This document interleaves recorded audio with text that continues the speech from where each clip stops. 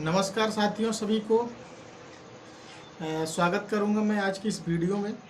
आज इस वीडियो के माध्यम से बहुत कुछ अच्छी जानकारी मिलने वाली है आप सभी को, तो वीडियो के अंत तक ज़रूर बने रहें। तो आइए बात करेंगे हम। आज का जो हमारा टॉपिक है वो सेहत से रिलेटेड आज का हमारा टॉपिक है। सेहत को हम कैसे सेहतमंद रखें, कैसे चुस्त दुरुस्त बने रहें, कैसे हमको कोई बीमारी ना पकड़े। तो इस टॉपिक पे आज हम इन्हीं बातों पे हम आज ये वीडियो रखेंगे। और जो आज का टॉपिक है आज का है कि बवासीर। बवासीर क्यों होती है, कैसे होती है, क्या कारण है इसके होने के, और क्या करें हम कि आगे भविष्य में ये हो ना। तो इन्हीं सारी बातों पे डिटेल से चर्चा करेंगे, तो वीडियो पे लास्ट तक बने रहें। तो सबसे पहले हम बातें करेंगे यहाँ पे ये बवासीर की। तो जिसको हम अंग्रेजी में पाइल्स कहते हैं, किसी भाषा में फिशर कहते हैं, फिस्टुला कहते हैं, भगंदर कहते हैं। अलग अलग नामों से ये जाना जाने वाला ये बीमारी है। अलग अलग नामों से इसको लोग जानते हैं और कई तरह की इसमें समस्याएं आती हैं। बहुत दर्ददायक ये तकलीफ़दायक ये बीमारी है। तो आइए इससे जुड़ी हुई सारी बातों को हम जानते हैं। सारी जानकारियां आज इसी वीडियो में आपको मिल जाएंगी। तो जिन व्यक्तियों को बीमारी ये है तो वो भी बिल्कुल पूरा वीडियो देखें, और अंत में हम इससे रिलेटेड इलाज भी बताएंगे जो कि गारंटेड रहेगा। 100% गारंटेड इलाज रहेगा, जो कि जिस तरह से हम इलाज दे रहे हैं तो उसी तरह से कई सारी बीमारियों का हम इसमें वीडियो डालेंगे। तो आइए इस पे बने रहें। तो ये जो बवासीर की जो बीमारी है, सबसे पहले इसकी स्टार्टिंग कैसे होती है, इस विषय पर अगर हम बात करें तो सबसे पहले व्यक्ति का पेट खराब होना स्टार्ट होता है। सबसे पहले क्या होगा साथियों, पेट खराब होना स्टार्ट होगा। तो इसमें क्या होता है, जैसे कि व्यक्ति दिन में एक बार शौच करने जाता है, कभी कभार 2 दिन बाद शौच करने जाता है। तो जब वो मल पेट में इकट्ठा होता है, कुछ केसेस में तो ऐसा होता है कि आते हैं बताते हैं कि साहब हम 3 दिन में एक बार जाते हैं शौच करने। तो जब ये मल इकट्ठा होता है आपके पेट में तो वो धीरे धीरे जमने लगता है, कठोर होने लगता है। और जब ये कठोर होता है और एक स्थिति ऐसी आती है तीसरे दिन, जब काफ़ी ढेर सारा इकट्ठा हो जाता है मल और आप उसको काफ़ी प्रेशर लगा के निकालने का प्रयास करते हो, तो वहाँ की त्वचा जो है, गुदा द्वार की जो त्वचा है मल द्वार की, वहाँ छिल कट जाती है। क्या होता है, वो धीरे धीरे छिलने कटने लगती है, क्योंकि वहाँ की एक नाजुक त्वचा होती है और वो काफ़ी कड़ा हो चुका है मल। और जब आप प्रेशर डाल के इसको निकालेंगे तो वहाँ की त्वचा छिल जाती है। धीरे धीरे वहाँ से छिलते कटते वहीं जहाँ छिलन हुई है वहीं से ब्लड निकलने लगेगा। और यही प्रक्रिया लगातार बनी रहेगी, क्योंकि अगर एक बार किसी को कब्ज बन गया तो लगातार उसको बना ही रहता है, अगर सही से इलाज न किया जाए तो ये प्रक्रिया जो है चलती रहती है। इसी कारण यही आगे चल के फिशर, फिस्टुला, बवासीर, भगंदर जैसी बीमारियों को जन्म देती है, जो कि बहुत ही भयानक बीमारी है। तो हमने जाना ये आखिर होती क्यों है। इस तरह से होती है कि भाई मल को इकट्ठा करने लगे पेट में, और जिसकी वजह से ये टाइट हो गया मल, और हम इसको निकालने का प्रयास कर रहे हैं, ज़बरदस्ती निकालने का प्रयास कर रहे हैं। तो वो जब निकलता है तो वो वहाँ की त्वचा को छील और काट देता है। इस तरह से जन्म होने लगता है धीरे धीरे पाइल्स का। आगे चल के यही पाइल्स गांठों में निर्माण हो जाती है। आइए हम थोड़ा सा इस पे जानेंगे कि गांठ क्यों बनती है। ये मल द्वार का जितना भी एरिया है आपका, यहाँ पे नसों का जो है आवरण होता है, चारों तरफ से यहाँ पे नसें होती हैं, ठीक है। तो जब यहाँ ढेर सारा प्रेशर पड़ता है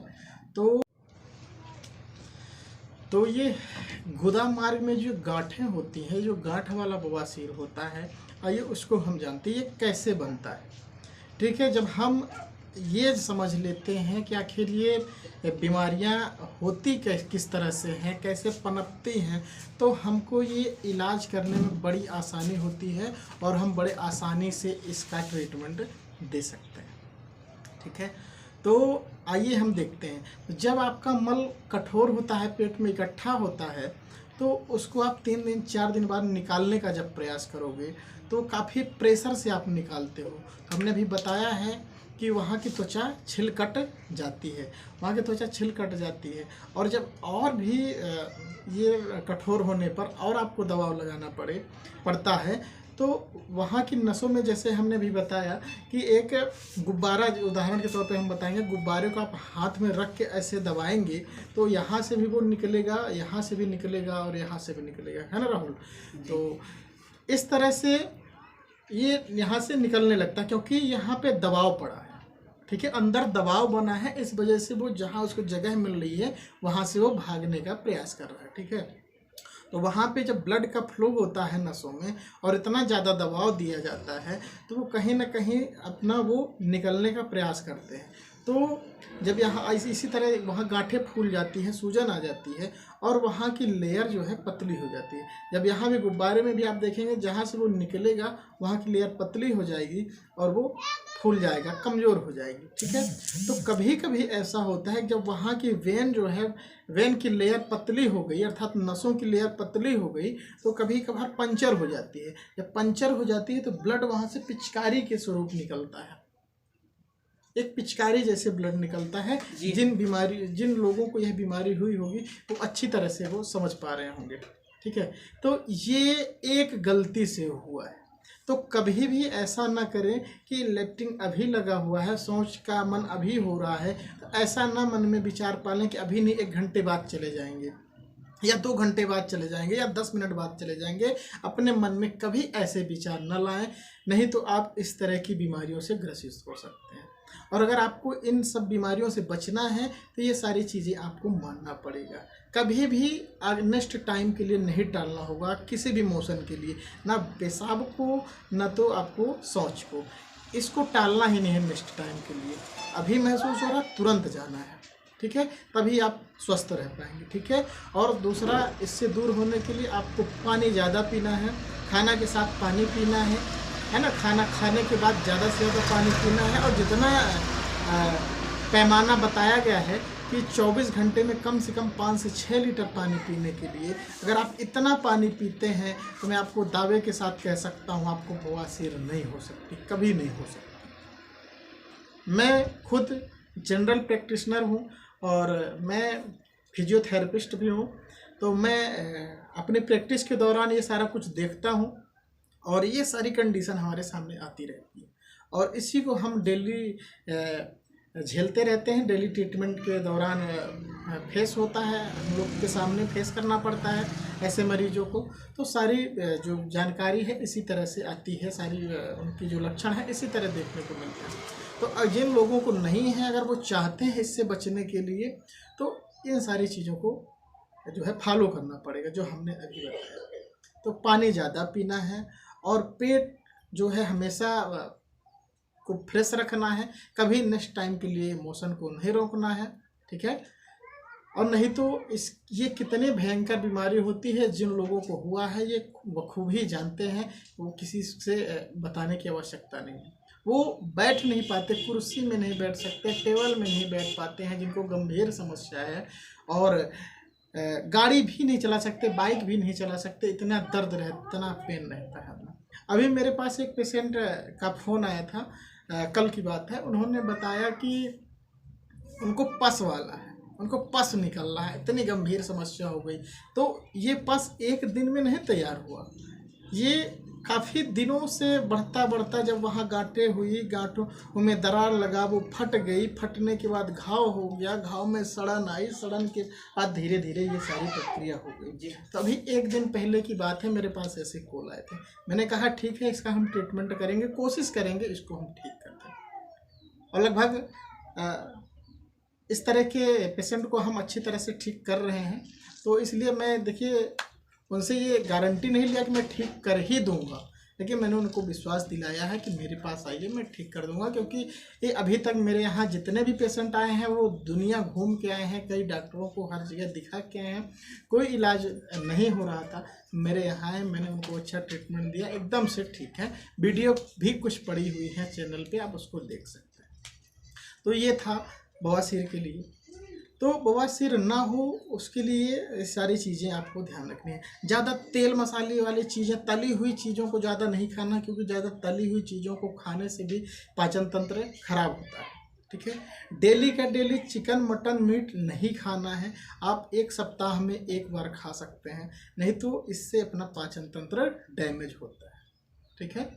तो और कोशिश करें जब भी ऐसी चीज़ें खाएं तो उसके बीच में सलाद आवश्यक रूप से होना चाहिए। उसमें ये सलाद क्या करता है, कच्ची सब्जी क्या करती है कि उसको पचाने का काम जो है थोड़ा तेज कर देती है। बीच बीच में जब ये सब्जियां पड़ी हुई होती हैं कच्ची, जैसे ये आपका मूली है, प्याज है और गाजर है, खीरा है, ये बीच बीच में अगर आप खाते रहेंगे सलाद के रूप में तो ये पाचन तंत्र को थोड़ा सा ज़्यादा एक्टिव कर देती हैं, पचाने में इसको आसानी होती है। तो जिनको अभी हाल फिलहाल में हो रही है ये समस्या, वो लोग आके बताते हैं कि अभी ये बीमारी है नहीं।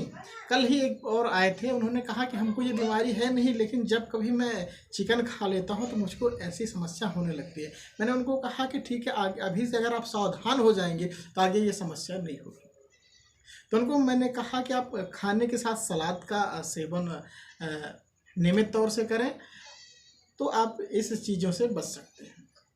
उनसे मैंने पूछा कि भाई आप सलाद का उपयोग करते हो? उन्होंने कहा नहीं, सलाद तो नहीं खाते। हमने कहा ऐसा अगर करो आप, और पानी ज़्यादा से ज़्यादा पियो, और सप्ताह में एक बार मैक्सिमम आप चिकन मटन खाओ तो आप ठीक रहोगे। आपको आगे चल के कोई बीमारी, खासकर पाइल्स से रिलेटेड बीमारी नहीं होगी। ठीक है। तो लगभग मैं सारी बातों को इसमें कवर कर चुका हूँ जी।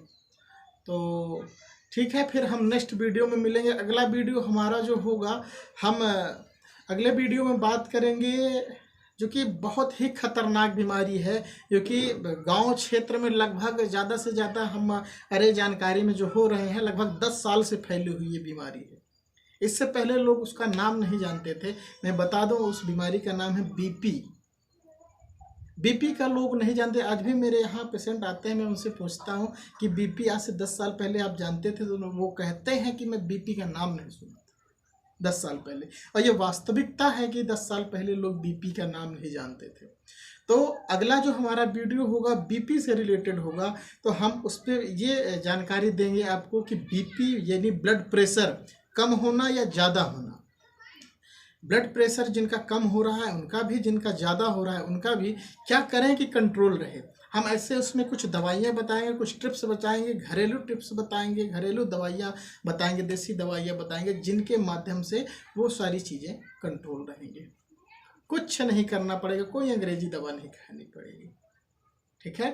तो ठीक है, इस वीडियो में यहीं तक, मिलते हैं फिर नेक्स्ट वीडियो में। तब तक के लिए धन्यवाद। वीडियो हमारा कैसा लगा, और किसी भी टॉपिक पे अगर वीडियो चाहिए तो कमेंट में करिएगा, मैसेज कर दीजिएगा, हम उस टॉपिक पे वीडियो बनाने का प्रयास करेंगे। ठीक है। वीडियो देखने के लिए बहुत बहुत धन्यवाद। नमस्कार।